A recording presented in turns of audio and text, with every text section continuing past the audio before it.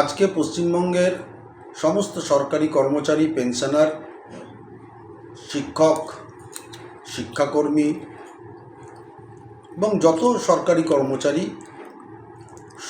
সবারই আজকে চোখ ছিল সুপ্রিম কোর্টের দিকে। কারণ আজকে সুপ্রিম কোর্টের 15 নম্বর কোর্টে জাস্টিস সঞ্জয় কারোল এবং অনারেবল জাস্টিস মিস্টার মনোজ মিশ্রর বেঞ্চে 40 নম্বর সিরিয়ালে আজকে যে মামলাটি ছিল। যদিও দুটোর সময় নির্ধারিত হয়েছিল, কিন্তু সুপ্রিম কোর্টে আজকে একটি বিশেষ অনুষ্ঠান থাকার ফলে, অর্থাৎ নতুন যিনি প্রধান বিচারপতি তিনি আজকে দায়িত্বভার গ্রহণ করবেন, সেই নিয়ে একটি অনুষ্ঠান ছিল এবং সেই অনুষ্ঠানটি হয়ে যাওয়ার পরে দুটোর পরিবর্তে 1:27 মিনিটেই এই ডিএ মামলাটি শুনানির জন্য ওঠে। আমি অপেক্ষা করছিলাম আজকের অর্ডারটা কি হয়, কারণ কোর্টরুমে আজকে 2-3টি বিশেষ ঘটনা ঘটেছে যেটা এর আগে ঘটেনি। সেটা হচ্ছে,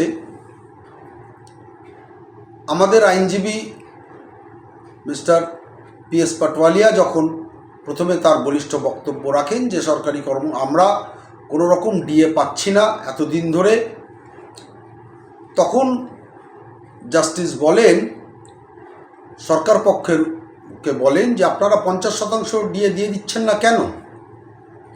এটা একটি খুব গুরুত্বপূর্ণ বিষয়। আমি ভেবেছিলাম হয়তো এটার কোনো প্রতিফলন অর্ডারে থাকে কিনা, সেই জন্য অপেক্ষা করছিলাম। তো যাই হোক, অর্ডারটা বেরিয়েছে এবং তাতে শুধু আগামী 16 তারিখ অর্থাৎ 16/5/2025 পরবর্তী শুনানির দিন ধার্য হয়েছে, অর্থাৎ কাল বাদ পরশু শুনানির দিন ধার্য হয়েছে।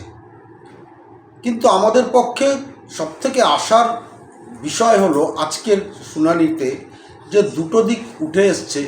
একটি হলো যেটা আমি উল্লেখ করলাম, যে জাস্টিস সরকারকে বললেন যে আপনারা 50% দিয়ে দিচ্ছেন না কেন, এবং দ্বিতীয়ত ঠিক একদিন পরে ডেট পাওয়া, এটাও কিন্তু খুব উল্লেখযোগ্য বিষয়। এর আগে 1 সপ্তাহ পরে পেয়েছি, কয়েকদিনের মাথায় 5 দিন 7 দিনের মাথায় পেয়েছি, 1 মাসের ডেট পাওয়া গেছে। কিন্তু যত দিন এগিয়ে আসছে, যেটা আমি এর আগেও বলেছিলাম যে আমরা জয়ের দোরগোড়ায় দাঁড়িয়ে রয়েছি, তারই প্রতিফলন আজকে দেখা গেল যে একদিন পরেই আমরা 14 পরেই আমরা 16 তারিখে ডেটটা পেলাম, আমাদের দেওয়া হলো। এবং আরেকটা গুরুত্বপূর্ণ বিষয় হচ্ছে যে এই মামলার নিষ্পত্তি করতে, মানে শীঘ্র নিষ্পত্তি করতে জাস্টিসদ্বয় দুজনেই অত্যন্ত আগ্রহী। তাদের বডি ল্যাঙ্গুয়েজ, তাদের কথাবার্তায় সেটাই মনে হলো।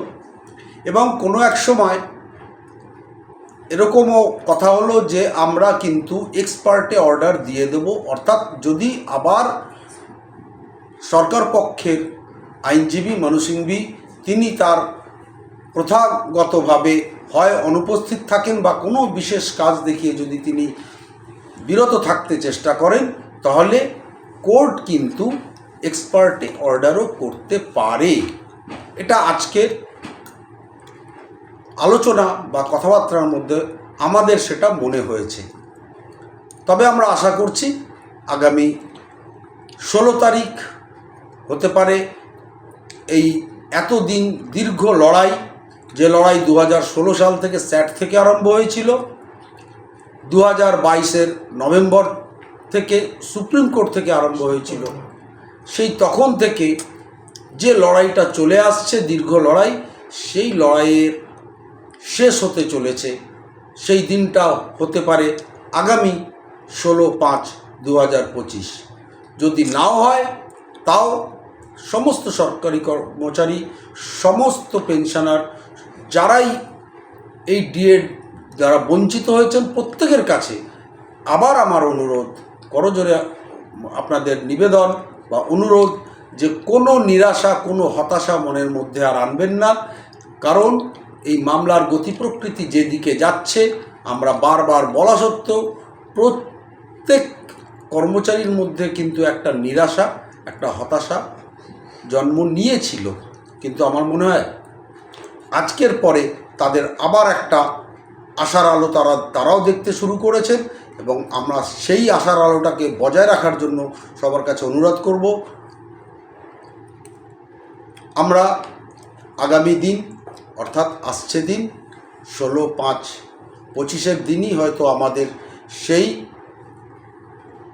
দিনটি হতে পারে, যার জন্য আমরা অধীর আগ্রহে আজ প্রায় 8 বছর ধরে, প্রায় 9 বছর ধরে, 8 বছর না, প্রায় 9 বছর ধরে আমরা অপেক্ষা করছি। ভালো থাকবেন, সুস্থ থাকবেন। জয় হিন্দ, বন্দে মাতরম, ভারত মাতা কি জয়।